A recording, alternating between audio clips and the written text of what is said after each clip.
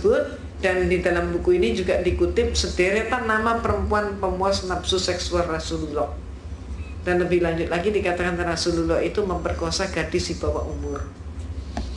Lebih lanjut lagi dikatakan agama Islam adalah agama biadab dan agama yang barbar, dan umat Islam adalah umat biadab dan barbar.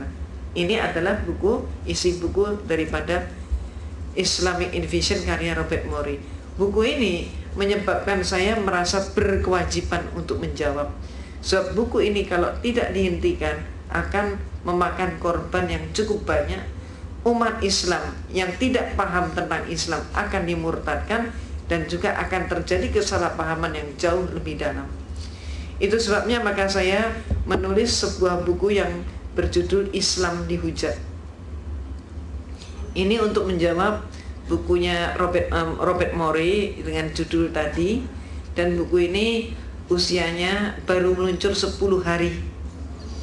Ini sangat manfaat, dan memang buku ini sangat ditunggu-tunggu oleh MUI maupun juga Departemen Agama dan seluruh tokoh-tokoh kita. Buku ini insya Allah akan sangat bermanfaat. Banyak sekali tuduhan Robert Morey yang kita umat Islam tidak pernah berpikir bahwa akan ada tuduhan seperti itu. Contohnya termasuk antara lain, Robert Morey menyatakan Rasulullah SAW ketika akan meninggal panas atau demam tinggi. Nah, kemudian Robert Morey dengan liciknya dia memberikan berbagai argumentasi yang menyatakan saat itu sebetulnya demamnya Rasulullah itu disebabkan Rasulullah diracun oleh orang perempuan. Jadi meninggalnya Rasulullah itu karena diracun perempuan.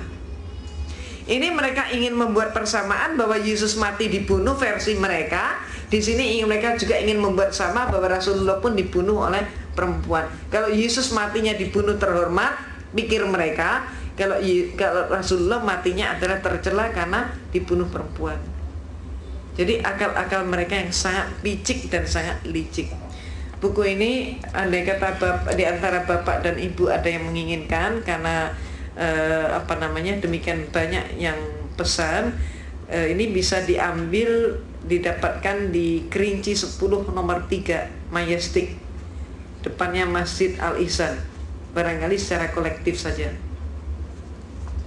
Demikian pula untuk mengupas atau menguak tentang Natal tadi yang sangat menyesatkan kita umat Islam, terutama dari golongan muda, maka saya juga mengarang buku yang berjudul Perayaan Natal 25 Desember Antara Dogma dan Toleransi. Buku ini sangat manfaat, dan alhamdulillah kebesaran Allah, keagungan Allah semata, buku ini alhamdulillah sudah cukup banyak menghantar orang Kristen menjadi Islam. Mereka setelah baca buku ini mereka menjadi sangat ragu, terguncang. Maka kemudian bertanya-tanya agama yang hak itu yang mana.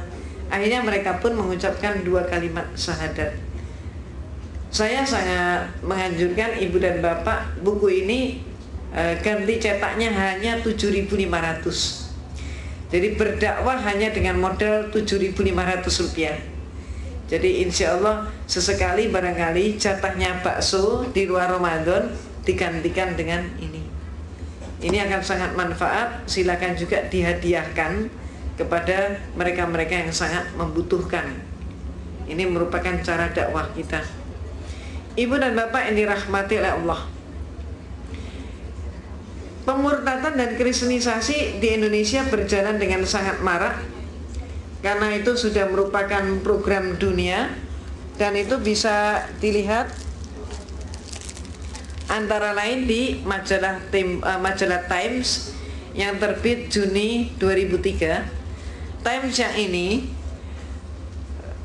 di Indonesia hanya beredar beberapa hari, dan setelah itu hilang dari peredaran. Kenapa?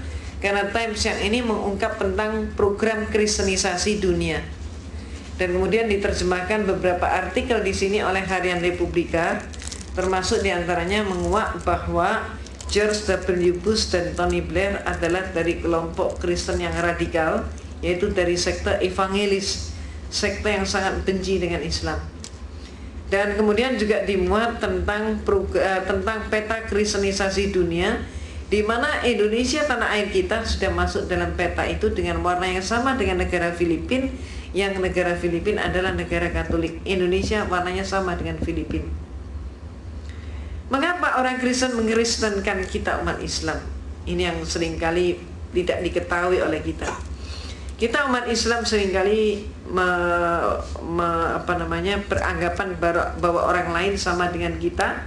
Kita seringkali juga mengukur orang lain dengan ukuran diri kita. Kalau kita senang makan sate, kita anggap semua orang juga senang makan sate. Padahal tidak demikian. Kita mempunyai kitab suci Al-Quran yang hak. Kita pikir mereka juga punya kitab yang hak. Di dalam ayat Al-Quran ada rambu-rambu tentang dakwah. Antara lain yang senantiasa kita pakai rambu-rambunya, la ikraha fiddin. Tidak ada paksaan dalam beragama Islam. Itu rambu-rambu dakwah kita. Kita pikir agama yang lain juga punya ayat seperti ini. Antar umat beragama, maka ayat Allah yang mengatur adalah lakum dinukum waliyadin. Kita pikir mereka juga punya konsep toleransi yang sama dengan kita. Kenyataannya tidak demikian.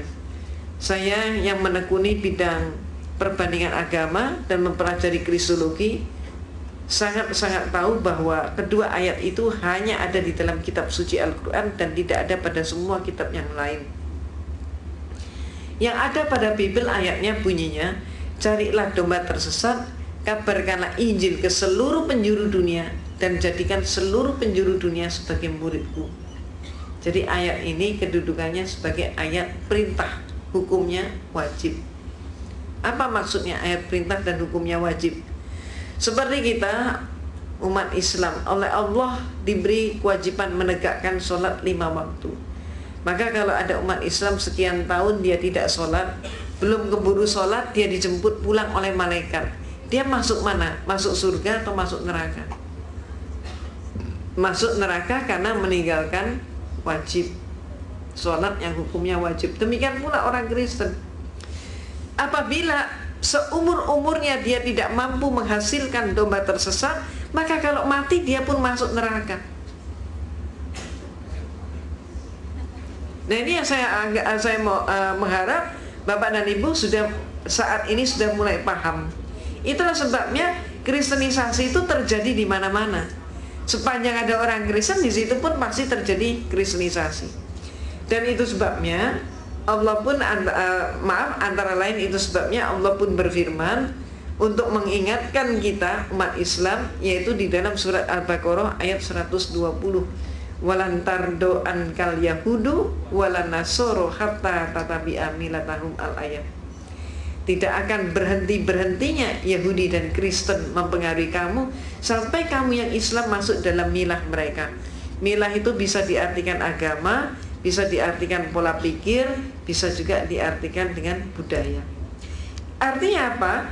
Ayat Allah ini memberikan peringatan pada kita bahwa orang Kristen itu sampai kapanpun akan berjuang untuk memurtadkan kita umat Islam dengan berbagai macam cara.